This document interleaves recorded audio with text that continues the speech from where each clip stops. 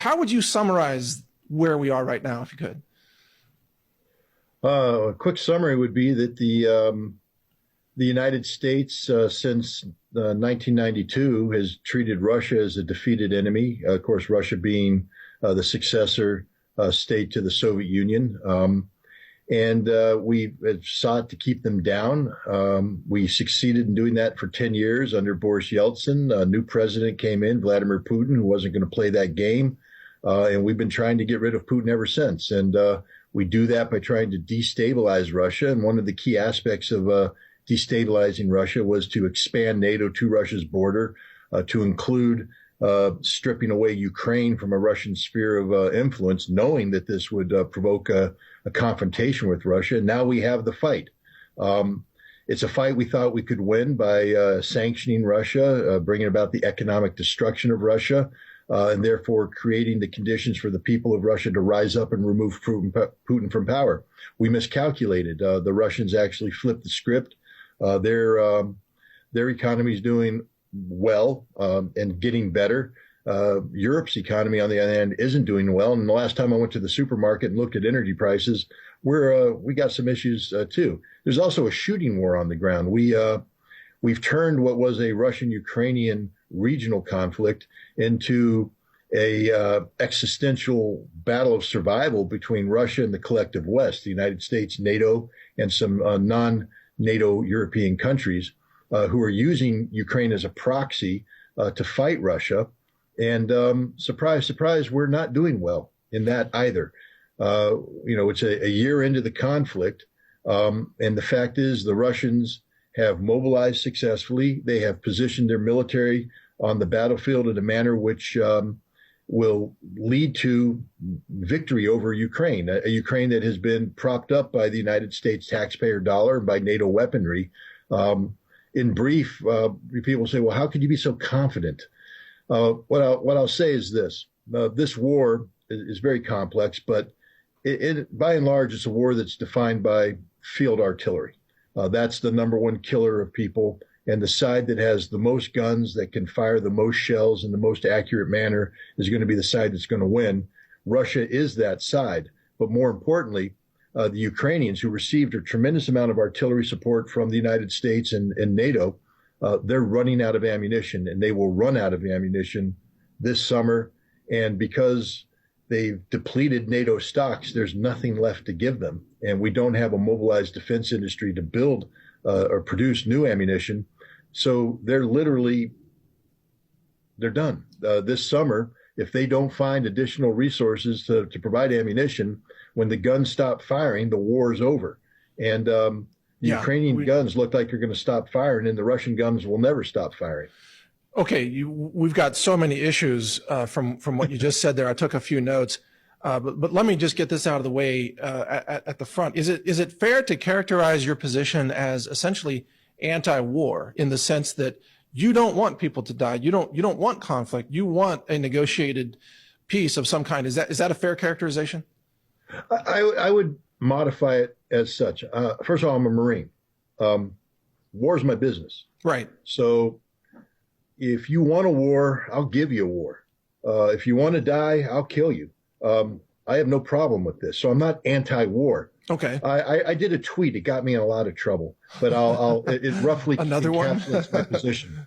What I said is, I'm a dog owner and I love dogs, and I would never want to bring harm to dogs. If I find a stray dog, I'm going to take it in. I'm going to take it to a shelter. I'm going to care for it. But if there's a rabid dog in the street, it needs to be shot. And we need Atticus Finch, who is the lawyer from To Kill a Mockingbird, the World War I veteran sharpshooter who came out and shot a rabid dog in the streets. And that's my position. And I view Ukraine as a rabid dog, and I view Russia as Atticus Finch. So even though I'm anti-war and I would prefer a negotiated settlement, let's never forget that the Ukrainian government has embraced the ideology of Stepan Bandera, a ultra-nationalist who fought alongside Adolf Hitler's Third Reich, has the blood of tens of thousands of Jews on his hands, hundreds of thousands of Poles, hundreds of thousands of Russians, and he is the national hero of Volodymyr Zelensky's Ukraine today. My uncle fought in World War II. I have other relatives that fought in World War II. They fought against the Nazi threat.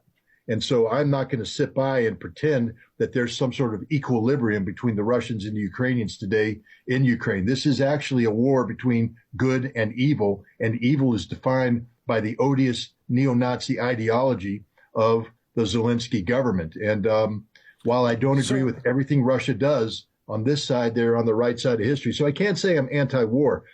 What I am is, I would prefer that a peaceful solution could be found to these problems. I would prefer that war didn't break out. But a rabid dog is running in the streets, and I'd prefer he didn't have rabies. But now that he does, he needs to be put down.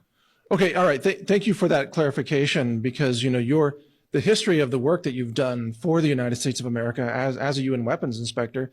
I mean, at least my understanding is you helped negotiate some of the key treaties that probably prevented Western Europe from being hit by nuclear weapons over the last several decades. And so in a sense, your efforts, and you were really critical in this, is my understanding, but you can speak to it. Your efforts helped secure the peace by preventing war in Europe. And now a lot of that's just being thrown away at this point because of the State Department and the interactions. But go ahead and speak to that if you would, please, sir. No, again, I'm somebody who understands the awful reality of war, and therefore I want to ensure that we do everything humanly possible to prevent war. That war should be the absolute last option. That we should exhaust every possibility short of war before we make the awful decision to go to war. Because to me, what war stands for is dead Marines. And as a Marine officer, my number one responsibility is the lives of the Marines that the American people have entrusted to me. So the last thing I want is dead Marines. The last thing I want to do is put my Marines in harm's way for a cause that's not worthy of the sacrifice we're asking them to make. And so this is why I am such an advocate for peaceful solutions. I believe firmly that old men should yak until they're exhausted. Nobody dies when old men or old women yak. But when they stop yakking and they hand guns off to the young people and they start shooting each other, then we have a problem. Now, again, if there's rabid dogs out there, give the guns to the ones who can take the rabid dog down. I have no problem with that. But we cannot view using the military as the first option, the option of first resort. War isn't Hollywood. We have a whole generation of people that have grown up believing in, video games, Call of Duty, Medal of Honor. I guess there's some better ones out there nowadays. I don't know. But, when you die in those, you get to hit reset, you come back up and you go, hey, that was cool. Right. There's no reset button in war. When you're dead, you're dead. When the arm's gone, it's gone. When the brain's addled, it's addled.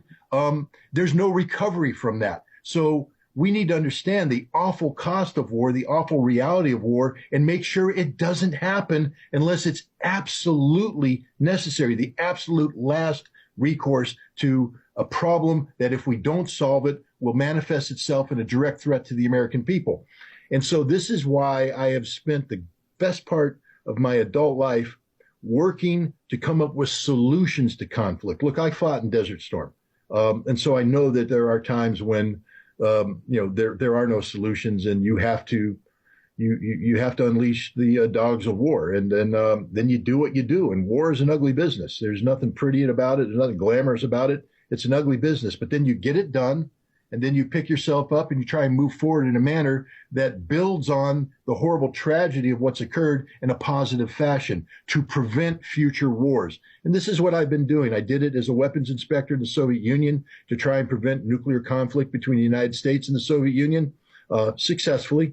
And then I did it in the aftermath of Desert Storm, trying to disarm Iraq of weapons of mass destruction so there wouldn't be a recurrence of conflict. And I ran into a problem with my government because they didn't want Iraq disarmed. They wanted Saddam Hussein gone, and they were using this process to get rid of Saddam. And they wanted to tell lies about Iraq's weapons of mass destruction to justify the 2003 invasion. So right. At one point, didn't they actually send you into a facility and say that your job is to find weapons, their illegal weapons, even if they don't exist, or something along those lines? Yeah, in March of 1998, after meetings in the White House and the State Department, a team that I was the chief inspector of leading was dispatched to Iraq, to the Iraqi Ministry of Defense. That's like going to the Pentagon. and they wanted me to inspect the Minister of Defense's office. That's like going to the Secretary of Defense office. Now imagine a scenario where Iraqi inspectors show up outside the Pentagon. Hey, boss.